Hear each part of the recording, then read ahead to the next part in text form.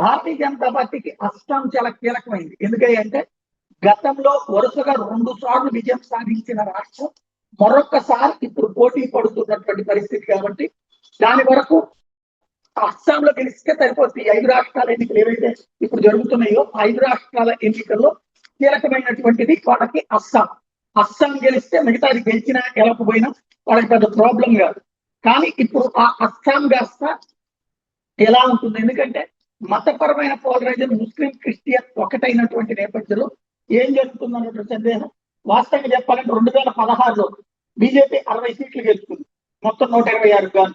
అంటే ఖచ్చితంగా అత్యవసర మెజార్టీ అనమాట. 126 అంటే 60కి కూడా 60 చాలదు, అక్కడ 164 రావాలి. అయితే అప్పుడు ఇతర ఏజీపీ వీళ్ళతో కలిసి ప్రభుత్వం ఏర్పాటు చేసి ఈవెన్ 21లో కూడా బీజేపీ 60 సీట్లు గెలుచుకుంది. అయితే కాంగ్రెస్ 16లో 26 గెలుచుకున్నది, 21కి 29కి వెళ్ళింది. అక్కడ ఏజీపీ 14 నుంచి 9కి పడిపోయింది. అలాగే ఏఐయుడిఎఫ్ 13 నుంచి 16 పెరిగింది.